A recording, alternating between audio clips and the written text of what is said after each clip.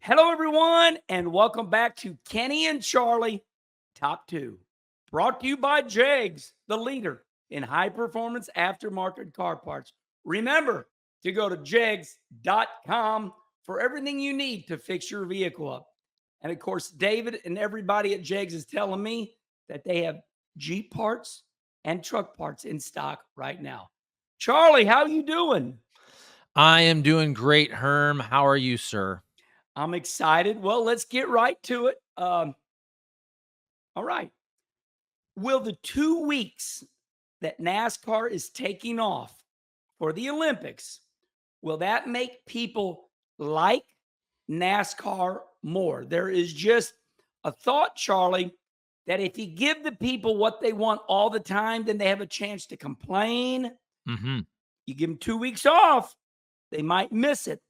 Will they like NASCAR more? Yes, and I think people already miss it. This is weird. This Olympics break is weird. And I'm trying to think of like a football schedule. If you follow a team and you have a bye week, okay, you have a bye week. But to have 2 straight weeks, and really if you think about it, because if you race every week, it's kind of like 3 off weeks, right? It's 3 straight weeks. Okay, you talk a little bit about Indy, but then it's almost 3 full weeks till you have a race. And I think the NASCAR schedule to me is an easy watch because if you're just watching the Cup guys, it's kind of how you plan your Sundays, right? You plan your Sundays around that. Maybe you go to lunch, brunch, church, whatever it is, but then you miss it, right? I mean, baseball is one of those things you have to kind of watch it every night. It's always on your TV from 7 o'clock to 10 o'clock. So I don't know. For me, you miss NASCAR on Sundays, but then also you miss talking about the race for the next half of the week and then previewing the race the next week. So, yes, 100%. I think NASCAR fans miss it. They want it back. And 2 weeks in a row is too long for me. Yeah, I got to agree. And I go to the psychology part. The fans love NASCAR, but you also got the group that is 25%. So we have 100%. We've already done all the polls. About 77% of people love NASCAR. And the other small portion, they love it, but they want to complain about it. That is their sport. Charlie, I think they're going to miss complaining about it, and that's going to make them love it more. So I really feel like this is a brilliant move by NASCAR. I don't really remember the last time that they said, okay, we're taking off because of the Olympics.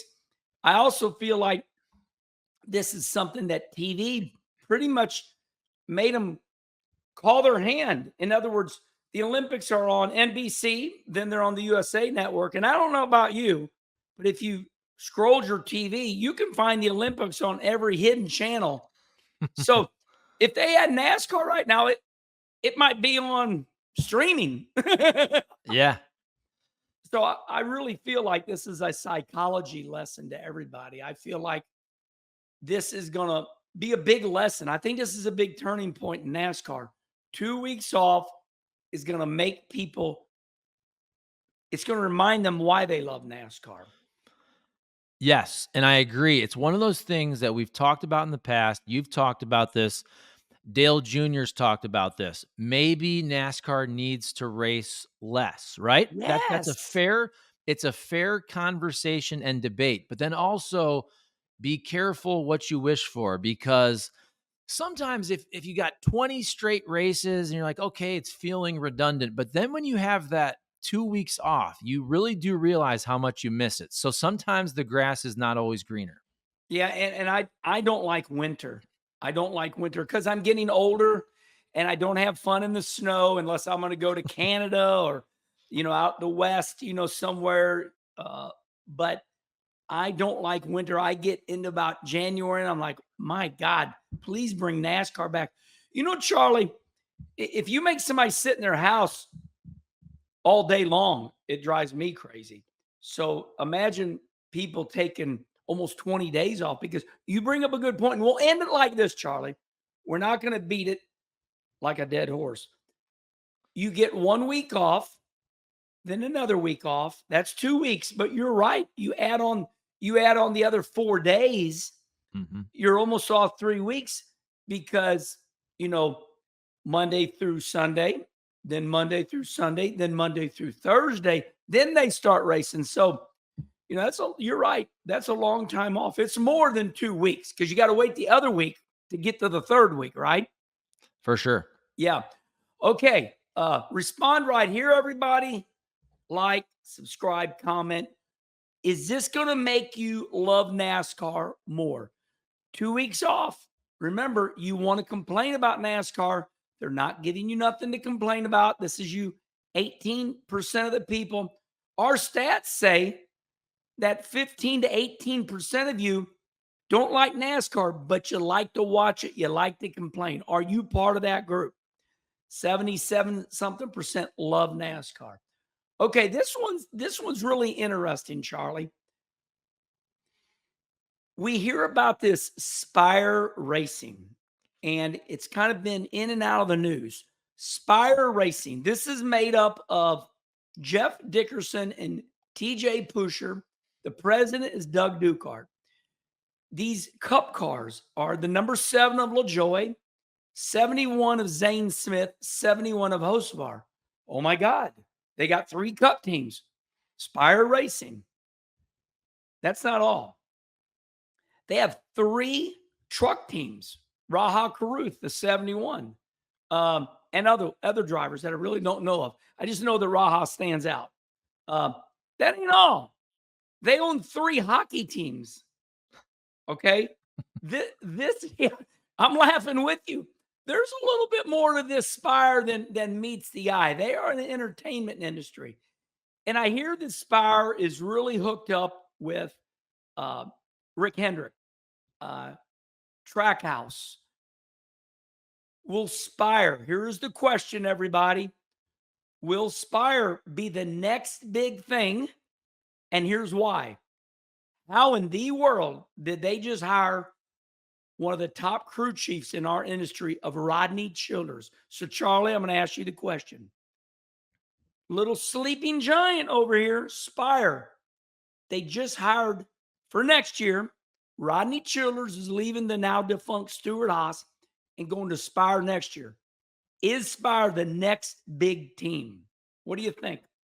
It seems like it'd be interesting too if they kind of jumped Trackhouse to be the next big thing, because I think most people thought Trackhouse would get there, and Ross Chastain has kind of taken a bit of a step back. When you told me we were going to discuss this, the first thing I thought of was I find it kind of interesting that Spire moved on from Corey LaJoy, and as you said, you got Childers, but you need a big name driver. I know there's been some reports about Kyle Busch, but he's under contract. So who knows what could happen, not next year, but even the year after that. But what I find interesting, do you remember last year when Chase Elliott, he missed a race, he was suspended, whatever it was, and Corey LaJoy filled in for him. At St. And Louis. I remember, yes. So I remember Corey LaJoy's press conference, and he was talking about how big time Hendrick was, right? Like all the information, all the data that he got at Hendrick that he didn't get at Spire. And I don't think when he said that, by the way, he was trying to throw Spire under the bus, but I find it interesting now that here's Spire a year later trying to become a Hendrick, and then they move on from Corey LaJoy. So there's probably a lot of truth to that though, but here's Spire, this little team at the time, but they're trying to become a big dog. And then they move on from Corey LaJoy. I think they could be is my answer, but you got to have at least one big name driver, or you got to have one of those young drivers really take a step and become a playoff driver. Yeah, I'm a little jaded. That means I know a little bit too much about this. If there's anybody listening that knows a lot about racing, if you start peeling the layers back, when Spire started, it had it kind of at the bottom there, the Agajanian group. So the Agajanian group is a very strong group that's been in racing for years. You know, Kerry Agajanian, Indianapolis 500, STP is the racers. And you go out there, you see Agajanian, their history started at the Indianapolis 500. They're a group that are business people and they get sponsorship. The reason I wanted to bring this subject up is because Spire also is a diverse program. So in other words, diversity. But I see a lot going on that makes me go. All I'm saying, Charlie, is we're calling it. Okay, they've been around, but now I know that Hendrick is in there. I know that they were big with Chip Ganassi. I know that NASCAR likes them because of the diversity program. They are able to acquire sponsorship after sponsorship. They are the team that gets the most sponsors. They are the ones that have been in the news spending $40 million on a charter. So I don't want to be redundant, but I just don't believe you hire Rodney Childers to pick up a driver that's just starting out. Here's what I think. I think they called Rodney up and they said, Rodney, we're going to take that next step. It's time. Carson Hocevar run 8th at the Brickyard. Zane Smith running pretty good. Now, in the news, Charlie, they just let Corey LaJoy go for next year. Mm-hmm. So that means Rodney Childers gets to choose a driver. I mean, does the team choose the driver or does Rodney Childers choose the driver? Charlie, clip this for me and you. I think that they brought Rodney Childers in to bring the team up to the next level. I think they're going to hire a big-time driver because they're going to need one. They got Zane Smith. They got Carson Hocevar. And I wouldn't be surprised. You know, I always tell people when they want to sign a contract with me, I said, oh, you mean an agreement? Because all contracts are made to get out of. You could be right. You could be right, you know. Kyle Busch, everybody keeps saying, oh, he's staying at Childers. Well, okay. You know, RCR, I mean, you know. But I just really think that's the next big team. And boy, when you Google them, it's like, whoa, I didn't know about that. What's the deal with the 3 hockey teams? Do you know anything about that? I did not even. I didn't know that. Who do they own? Which teams? Let's look at it here. Let's see what we got here. Let me get on my Googler. Okay, Spire Racing right here. Here they are. Based in Concord, North Carolina, the Spire Motorsports teams fields the 771 about us. Spire Motorsports, go on, you know, all that stuff. They're big with Chevrolet. So that makes us understand why Hendrick is involved there. They're all about Chevrolet. William Byron drove the Spire Motorsports number 7 truck in its inaugural NASCAR Camping World Truck Series win on April 7th, 2022 at Martinsville, followed by another win in 2023 with Kyle Larson piloting the Spire Motorsports number 7 at Wilkesboro. Jeff Dickerson used to be an open wheel dude. USAC midget racer.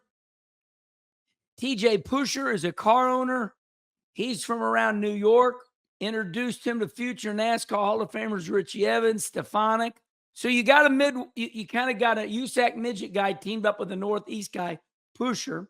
You got Doug Ducart, 27 years of applied experience. He was with Rick Hendrick for 12 years. You just don't hire these guys like that. But the hockey team, where the heck's that at? Yeah, I'm trying to find that. I don't know if they're NHL. It looks like I have an article here that says Jeff Dickerson of Spire Sports. He is the new owner of the Troy Rivières Lions, the ECHL affiliate of the Montreal Canadiens. So we're talking minor league for at least that team.